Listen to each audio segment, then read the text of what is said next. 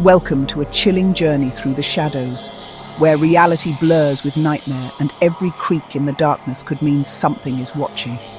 Tonight, I'll be sharing 15 terrifying true horror stories that have haunted people's lives, and may just haunt yours too. But be warned, these stories are not for the faint of heart. So turn off the lights, grab a blanket, and settle in for the night, if you dare.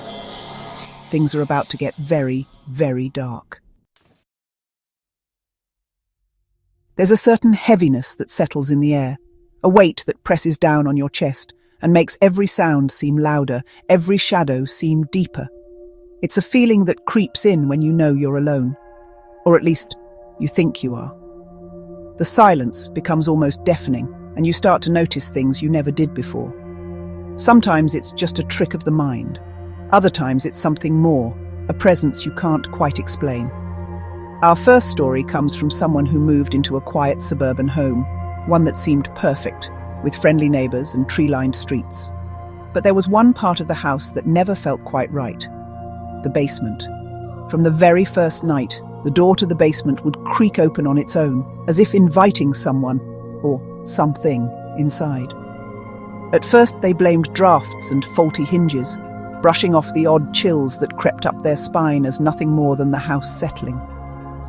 But the feeling of being watched never really went away.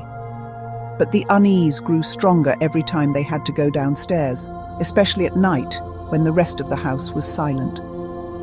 The light bulb at the bottom of the stairs would flicker, sometimes buzzing loudly, sometimes staying dark no matter how many times it was replaced. It was as if the darkness itself was swallowing the light. Shadows danced along the concrete walls, twisting into shapes that seemed almost human, sometimes pausing, as if they were aware of being watched. They started rushing through their laundry, never lingering longer than necessary, always glancing over their shoulder, heart pounding in their chest. One stormy evening, thunder rattled the windows and rain battered the roof. That's when they heard footsteps from below, slow, deliberate, and far too heavy for any animal. Frozen at the top of the stairs, curiosity got the better of them. Each step creaked underfoot as they descended, the darkness seeming to thicken with every breath. As they descended, the air grew so cold their breath misted in front of them, swirling in the faint light like tiny ghosts. The footsteps stopped, replaced by a deep, unnatural silence that pressed in from all sides, making the basement feel even smaller. At the bottom, they saw it, a shadow, darker than the rest, pressed against the far wall, as if it was trying to hide from the light. The shape seemed to move, stretching longer, almost as if it was watching, waiting for something or someone to come closer. It radiated a sense of dread that was almost suffocating, making it hard to breathe, as if the air itself was thick with fear. Suddenly, the light flickered out, plunging the basement into total darkness. The silence was broken only by the sound of their own heartbeat, loud in their ears. They fumbled for their phone's flashlight. When the beam finally cut through the blackness, the shadow was gone, vanished, as if it had never been there at all. In its place were deep scratch marks on the wall, marks that hadn't been there before, gouged into the concrete as if by desperate clawed hands. From that night on, the basement door wouldn't stay closed, no matter what they did. It would creak open at all hours, as if something was still trying to get out. Eventually they moved out, unable to shake the feeling that something had followed them. But sometimes, late at night, in the quiet of their new home, they swear they hear those same footsteps echoing in the hallway. Some things will follow you no matter where you go, and sometimes the shadows you leave behind are the ones that never truly let you go. Imagine your phone ringing in the dead of night, the shrill sound slicing through the silence like a knife. Outside, the world is still and quiet. Everyone else is asleep, the streets deserted, and the only sound is the distant hum of a street lamp or the occasional rustle of wind through the trees. The protagonist, a college student living alone for the first time, started getting calls at exactly midnight, every single night, without fail. At first they thought it was a prank. The caller never spoke, just heavy breathing and a faint, almost inaudible whisper that sent chills down their spine. The first few nights they tried to ignore it, turning their phone off or letting the calls go to voicemail, hoping it would stop on its own. But the calls persisted and the whispers grew louder, until one night the words were clear: "I see you." Each call was blocked, untraceable. No number, no name, just the same chilling voice. One night, after the call ended, they noticed their living room window was slightly open, a window they were sure they had locked before going to bed. The air felt colder, as if someone had just been there. The next day, they found muddy footprints outside, right below their window, leading off into the darkness. The prints were fresh, and there were more than one set, as if someone had been pacing back and forth. From that night on, they started sleeping with the lights on, phone turned off, and a heavy sense of dread settling over them. They even bought extra locks for their doors and windows, double-checking them every night before bed, desperate for a sense of safety. But nothing stopped the calls. The whispers turned into guttural laughter, and sometimes the sound of scratching, as if nails were scraping across the speaker, echoing in the darkness. One night, heart pounding, they mustered the courage to answer and shout into the phone, demanding to know who was calling and what they wanted. There was silence, a pause that seemed to stretch on forever, then a voice that chilled their blood. "I'm closer than you think." The next day, they noticed their front doormat had been moved, as if someone had stood there for a long time, waiting. And something was carved into the wood beneath it, a single word, etched deep and jagged: "Soon." They called the police, but there was no evidence, no fingerprints, nothing to go on. The officers offered little comfort, and the fear only grew. The calls stopped as suddenly as they had started, but the sense of being watched never left. Every creak of the floor, every shadow outside the window felt like a threat. Even now, years later, they keep their phone on silent at night, unable to shake the memory of those midnight calls. They always wonder if one day the midnight caller will return, and if next time they'll be ready. Some nightmares never really end. They just wait in the dark for the phone to ring again. There's something deeply unsettling about old dolls. The glassy eyes, the frozen smiles. They seem to hold secrets from another time, as if they're silently watching and remembering everything that happens around them. This next story comes from someone who inherited a dusty, antique doll from their grandmother's attic. The doll was tucked away in a forgotten corner, wrapped in yellowed lace and old newspaper, as if someone had tried to keep it hidden from the world. At first, they thought it was a quirky keepsake, something to display on a shelf. It seemed harmless enough, a relic of childhood from a bygone era. But almost immediately, strange things began to happen. Odd noises echoed through the house at night, and the air felt thick with unease.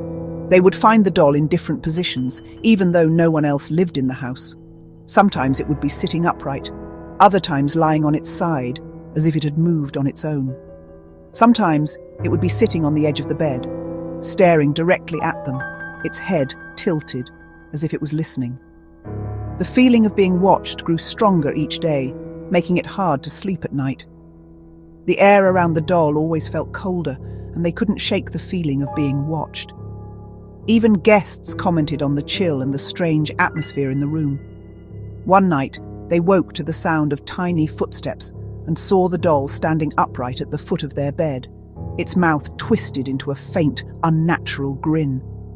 The room felt paralyzed with fear, as if time itself had stopped. Terrified, they tried to get rid of the doll, throwing it in the trash, even burning it. But no matter what they did, the doll always found its way back. Every morning, it would reappear on their nightstand, clean and untouched. It was as if the doll could not be destroyed, as if it belonged to the house itself. The nightmares began soon after, visions of being trapped in a room full of dolls, all whispering in voices that sounded like their own. The whispers grew louder each night, echoing long after they woke up. Desperate, they researched the doll's origins and discovered it once belonged to a child who died mysteriously in the early 1900s. The more they learned, the more they realized the doll's dark history was tied to tragedy and loss. The family believed the doll was cursed, responsible for a series of misfortunes. Accidents, illnesses, and unexplained events seemed to follow wherever the doll went. Eventually, they sealed the doll in a glass case, locking it away in the attic. It was the only way to keep the strange occurrences at bay, or so they hoped. The disturbances lessened, but never fully disappeared. The house still felt uneasy, as if the doll's presence lingered just out of sight. Every so often, they still hear soft tapping from above, and sometimes they find the case empty, until the doll is back in its usual place, watching, waiting. The story serves as a chilling reminder that some things from the past refuse to stay buried. Nature can be beautiful, but when the sun goes down, the woods can turn into a place of nightmares. This story comes from a camper who decided to spend a weekend alone in a dense forest, miles away from civilization. The days were peaceful, filled with the sounds of birds and the rustling of leaves. But as dusk fell, the atmosphere changed. On the second evening, the forest grew eerily silent. As they gathered wood for their campfire, they caught glimpses of movement between the trees, always vanishing when looked at directly. That night, footsteps circled their campsite, heavy, deliberate, and far too loud to be an animal. The footsteps would stop, then start again from a different direction, as if something was stalking them. At one point, they saw a pair of glowing eyes reflecting back at them, far apart and much too high off the ground to belong to any known creature. Panicked, they retreated into their tent, clutching a pocket knife for comfort. Something brushed against the side of the tent, leaving long, deep scratches in the fabric. When morning finally came, the campsite was eerily undisturbed, except for the deep claw marks and strange three-toed footprints in the mud. The camper left immediately, vowing never to return. Hotels can be places of rest, but sometimes they hold memories that never fade. This story is about a traveller who checked into room 13 of a historic inn, ignoring the staff's nervous glances.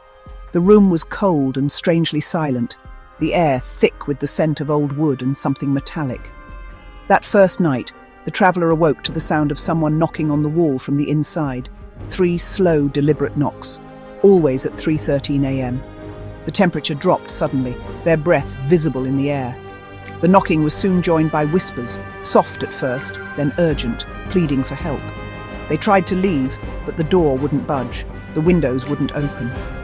In the bathroom mirror, they saw fleeting glimpses of a pale face behind them, eyes wide with terror. The only thing that worked was the old radio, which suddenly switched on, playing a static-laced broadcast. Room 13. Don't forget, room 13. Finally, as dawn approached, the room warmed and the door unlocked. The traveller fled, never looking back. Later, they learned that room 13 had a tragic history. A guest had vanished without a trace decades ago. To this day, the traveller avoids hotels, always checking the room number before they book. Thank you for joining me on this harrowing journey through some of the scariest true horror stories ever told. If tonight's stories kept you on the edge of your seat, be sure to subscribe for more spine-chilling content. Turn on notifications so you never miss a new tale. You never know when the next one might hit a little too close to home. And finally, a word of warning.